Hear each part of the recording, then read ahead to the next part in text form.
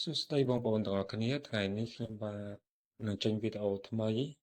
ទាក់ទងជាមួយនឹងការប្រើប្រាស់ app ក្នុងការកាត់សំឡេងរំខានដូចជាសំឡេងកង្ហារសំឡេងម៉ូតូឬក៏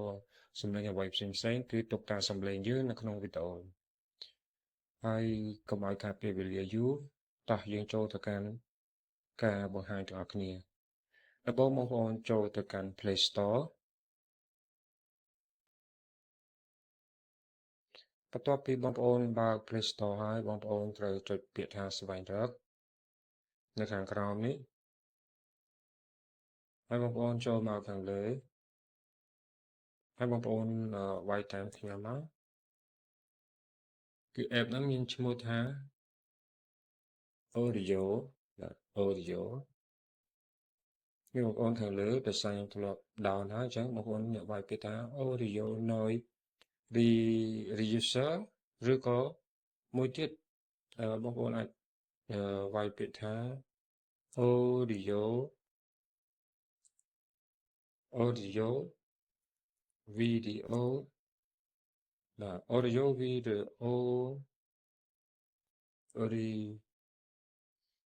Reducer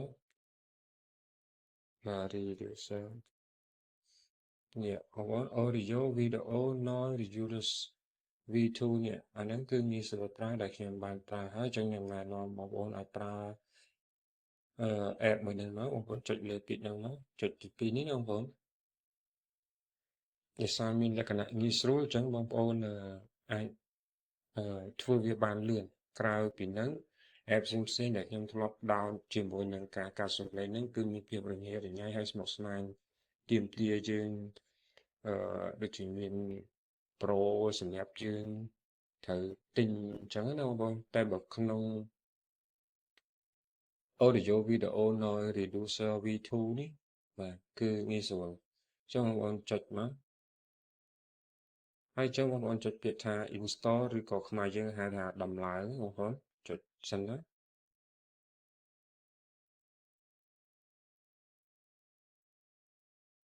ចឹងយើងរងចាំដល់ពេលដែលកម្មវិធី download ពេញយើងនឹងបង្ហាញបន្ថែមទៅលើចំណុចពិសេសរបស់ app មួយនេះ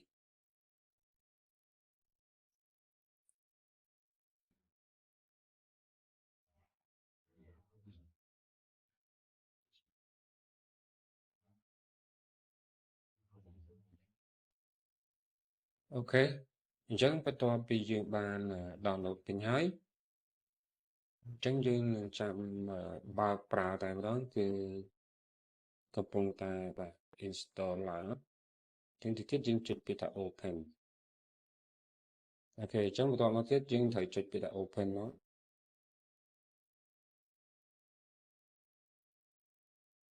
បាទពេលយើង open មកវាលោតនឹងបែបហ្នឹងហើយអូខេអញ្ចឹងអានេះជាអ្វីដែល app ហ្នឹងមានណាអញ្ចឹងយើងកុំចុចពាក្យ more យើងចុចពាក្យថា open មកបាទនៅក្នុងនេះគឺមានដូចជាគេថា play noiseless video play original save as ហើយនឹង import file អូខេ import file ណា import file ហ្នឹងគឺជាយើង import ទៅលើវីដេអូណាដែលយើង record ហើយមានសំឡេងរញ៉េរញ៉ៃហើយ play original នេះគឺយើង play វីដេអូពេលយើង import ចូលហើយយើងអាចចុច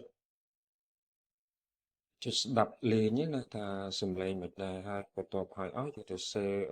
យើងចុចចូលមកក្នុង play noiseless ហ្នឹងគឺកន្លែងកាត់សំឡេងញញែចោលហើយបន្តមកទៀតយើង save as វាតោះឥឡូវខ្ញុំបរិញ្ញាបងប្អូនអរគ្នាថាត្រូវធ្វើបែបនេះអូខេ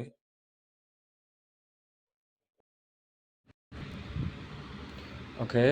ឡូវនេះយើងចាប់ផ្ដើម import ហើយយើងទាញ file សំឡេងដែលយើងបាន record ចោលហ្នឹងអញ្ចឹងយើងចុចលេខហ្នឹងមកចុចលេខ import ហ្នឹងមកហើយយើងចូលមកក្នុង វីដេអូនេះវីដេអូដោយសារយើង screenshot ដោយសារយើង record លើ screen ទូរស័ព្ទអញ្ចឹងយើងប្រើជាវីដេអូហើយអញ្ចឹងយើងមិន audio ទេអញ្ចឹងយើងចូលកន្លែង video library នេះមកអូខេហើយយើងចុចពាក្យថា allow ឬក៏ allow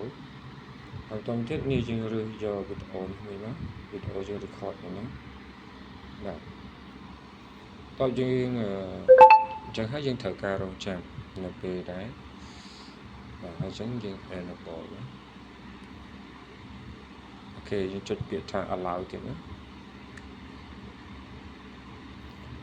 អញ្ចឹងយើងត្រូវរងចាំនៅពេលដែលកម្មវិធីហ្នឹងគឺកាត់សំឡេងរំខានចោលរហូតដល់100%ពេញយើងកុំចុចពាក្យថា speed up នេះកុំចុចលើពាក្យនេះមានន័យថាបង្កើនល្បឿនមែនប៉ុន្តែយើងត្រូវការមានលុយមានកាក់ឬក៏អីផ្សេងទៀតអញ្ចឹងយើងរងចាំប្រហែលជា1នាទីអីទេបងប្អូនអញ្ចឹងយើងចូលដាក់ឲ្យសំឡេងហ្នឹងដើរតាមសម្រួលទៅ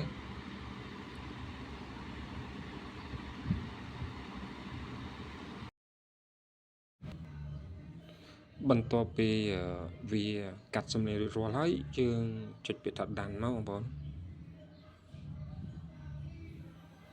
អូខេអញ្ចឹងយើងសាកស្ដាប់ទាំងអស់គ្នាសួស្តីបងប្អូនទាំងអស់គ្នាថ្ងៃនេះខ្ញុំបាននឹងចេញវីដេអូថ្មីទាក់ទងជាមួយនឹងការប្រើប្រាស់ app ក្នុងការកាត់សំឡេងរំខានដូចជាសំឡេងកង្ហារសំឡេងអូខេឥឡូវបន្ទាប់ពីយើងកាត់សំឡេងហើយយើងចាក់ស្ដាប់បន្តិចណាឥឡូវយើងស្ដាប់សំឡេង original របស់គេមកសួស្តីបងប្អូនទាំងអស់គ្នាថ្ងៃនេះខ្ញុំបានបងប្អូនឃើញអត់គឺ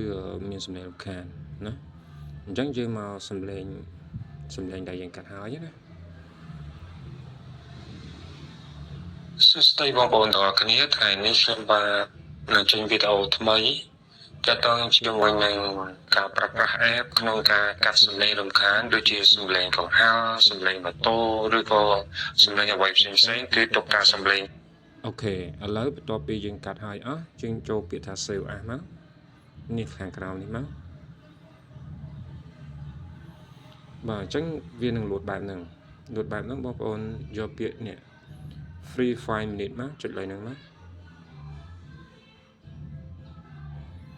បាទគឺឡើយហ្នឹងបងប្អូនត្រូវមើលពាណិជ្ជកម្មតិចទៅអូខេបងប្អូនបន្ទាប់ពីបងប្អូនមើលពាណិជ្ជកម្មហ្នឹងហើយបងប្អូនចុចពាក្យអូខេមកបន្ទាប់ពីបងប្អូនចុចពាក្យថាអូខេហើយបងប្អូនយកពាក្យថា save as បាទនៅពេលដែលបងប្អូនយកពាក្យ save as បងប្អូនត្រូវយកពាក្យថា mp4 ចុចលើ mp4 មក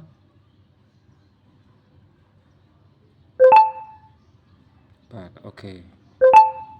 បន្តមកទៀតគេឲ្យយើងបោះឆ្នោតអញ្ចឹងយើងចុចដានមកបាទគឺមាននៅក្នុងទូរស័ព្ទវាជាប់នៅក្នុងហ្នឹងណាបងប្អូនហើយវីដេអូនេះក៏អរគុណច្រើនសូមអរគុណជម្រាបលាសុខសប្បាយទាំងអស់គ្នាសង្ឃឹមបងប្អូនជួយគាំទ្រនៅវីដេអូបន្តទៀតបាយបាយ